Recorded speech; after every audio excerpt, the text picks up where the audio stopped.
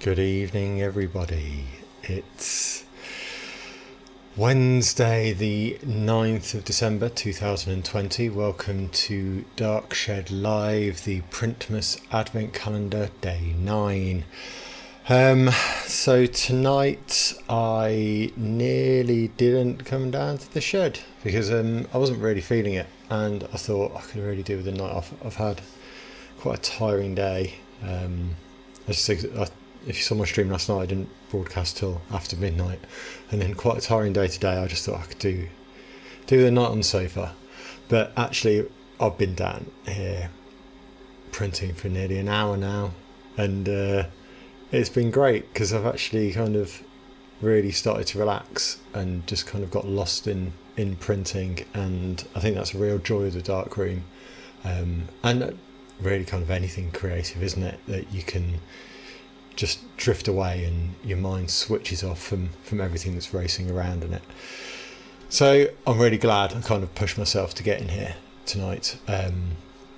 It's helped me chill out a lot. So I'm going to try and pick up my energy a bit for the broadcast as well, because it's chilled me out a lot. On to tonight's topic, I guess. Welcome anyone who's watching it live. Please do say hello in the chat.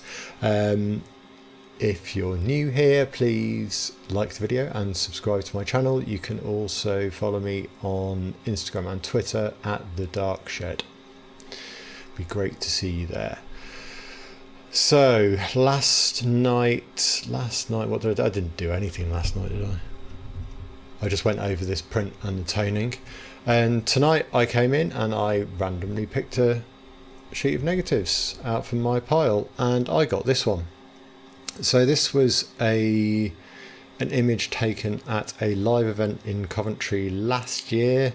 It was an event called The Bridge by Imagineer Productions. They create like outdoor events and performances. And it was like 3 days of activities and stuff, and they had 2 performances in the evening. And they'd constructed this huge bridge, but it wasn't complete. I don't know how high it was massive. It was quite impressive to look at. And the performance was based around the 2 halves of the bridge and connecting over it through acrobatic engineers as they attempted to cross the bridge. So this image here was taken of 2 of the engineers kind of playfully fighting with a road sign. Now I did a test strip, I printed it, and this is what I got. I decided to keep the sprockets in for this because I don't know, I just thought it'd be something different to do. I don't normally print with sprockets, but I just thought it might add something to it.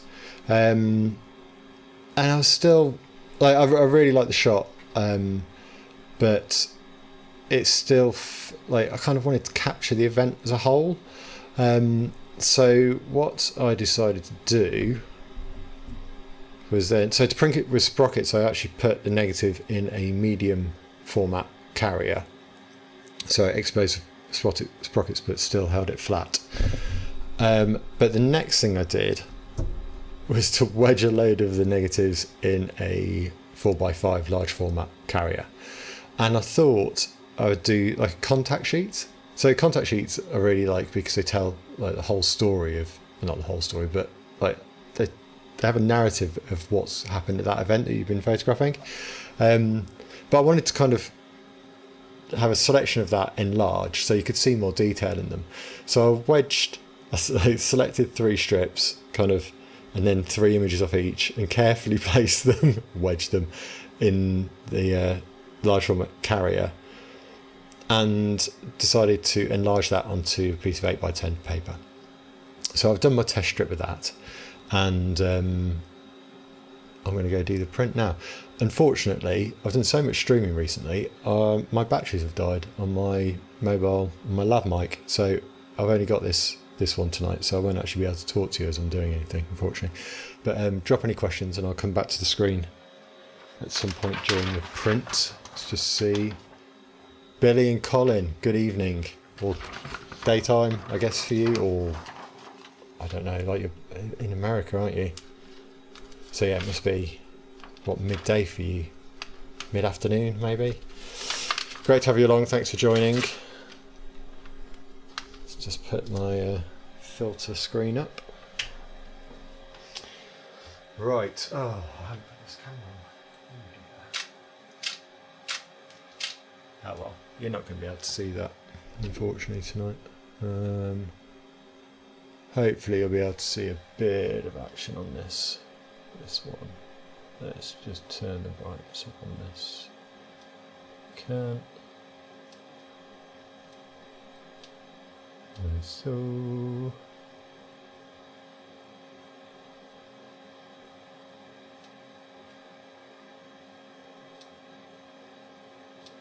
There we go, hopefully you'll be able to see something on there. Right, so everything's set up. In the test strip.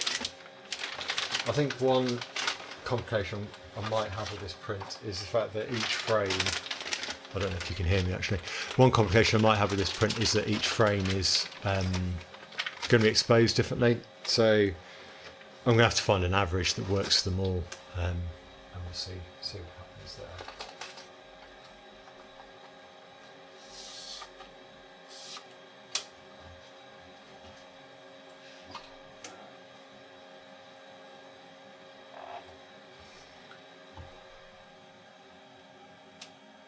3 and 4 p.m. for Colin and Billy. Excellent. I hope you're having a great day. Colin says, I'm glad I finally got a Twitch notification and then jumped over to YouTube. I'll be back on that in a second.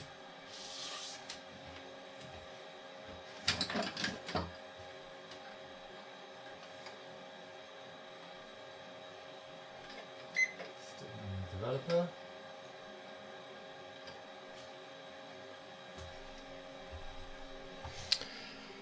So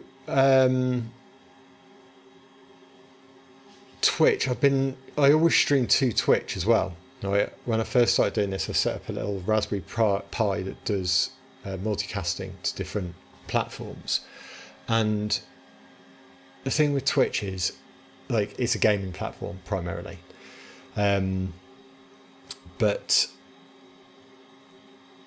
the views on there are a few art channels, but they're very much like really long form stuff, and to get growth on it I'm finding very difficult. It's slowly happening, but you have to reach quite high numbers and reach certain targets to even think about kind of monetizing that channel.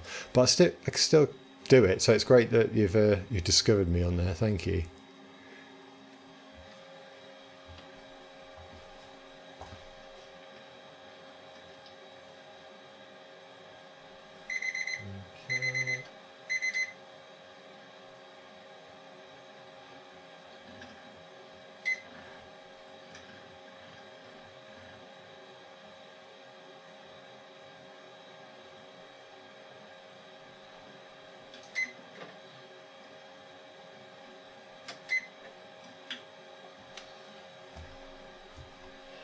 And into the fix. The main reason I was doing Twitch is because there's this weird thing that people can, if you've got an Amazon Prime account, you can donate money to a streamer at no charge. So I thought that'd be a really amazing thing to be able to have.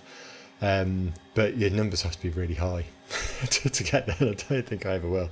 And regards kind of monetization on YouTube, I don't know about you, but the adverts on YouTube drive me crazy. So I don't think I'd ever really want to do it. But when you get to certain subscription levels, you can do other fun things on YouTube as well. So let's have a quick look at the comments while it's fixing. Notifications in YouTube. Billy's saying click on the bell. Yeah, so you can subscribe to a channel, but to receive notifications of a live broadcast, you have to have clicked on, yeah, there's a little bell symbol, isn't there? Just going to take that out of the fix.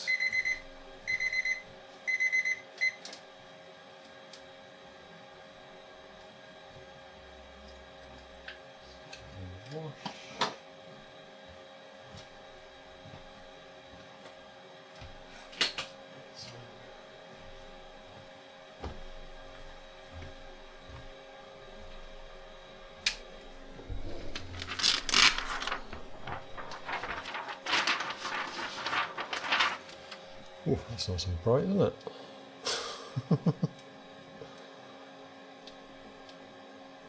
Annoyingly, when you put this camera on like high ISO setting or auto, it doesn't seem to want to go up to the highest ISOs, which obviously are needed when you're in a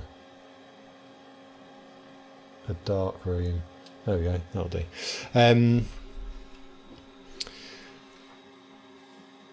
Colin's also saying, Raspberry Pi, I'm scared to buy one of those. Your time would disappear geeking out.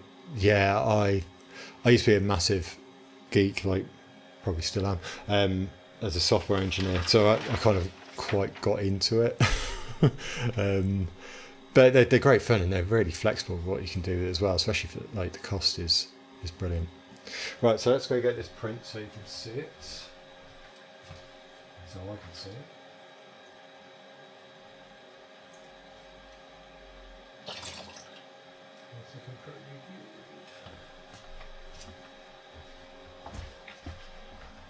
Just bring this up full screen.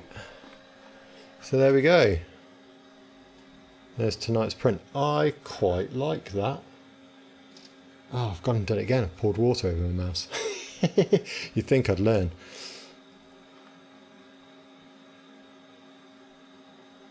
So there we go. I think that's quite an interesting thing to do. It's like an enlarged contact sheet.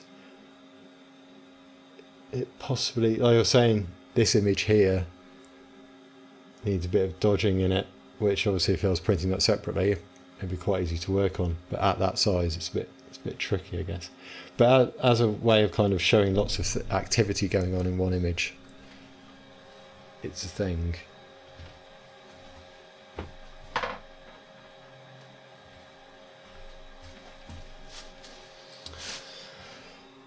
Colin's also saying, I love your slot loading dev trays. It's the first time you've ever seen them, very jealous. So they're called Nova slot processors. Do you know what? I don't know how, if they're available. They must be available in the US. They must be. Like, I know they're a UK company and I don't think they make them anymore. But yeah, they're great because they've got a water bath in them. So they're really easy to get your chemicals up to temperature, which is particularly useful for colour film, colour printing, and they keep the chemicals fresh because they've got a stopper on the top. It's only a very small amount that's actually exposed to air. So yeah, they're well worth it if you can find them, get them second hand. That would be my advice. Colin's also saying he uses his phone to create a digital contact sheet. Put the negs on your iPad, shine a light through them, and take a photo with Film Lab. Okay, yeah, that's an interesting way to do it as well. Yeah, like I've got a flatbed scanner, so the first thing I always do is scan my negatives, and then I very rarely make an analog contact sheet. You know, it just seems like although they're great, you know, I've got a few kicking around.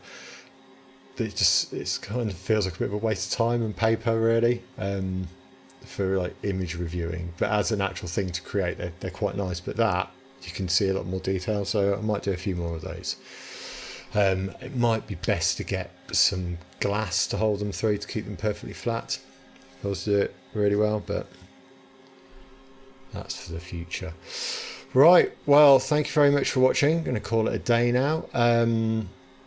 As always, if you would like to support what I do, I have started a patronage and subscription where I'm doing a quarterly zine like this, and access and discounts on my prints, which are also available on my website. So go check that out if you'd like to support everything and get yourself some photographic prints and a zine. I shall see you all tomorrow on the 10th. There's another window on the Advent calendar to open tomorrow, so we'll see what that film is. Take care and see you all then. Bye.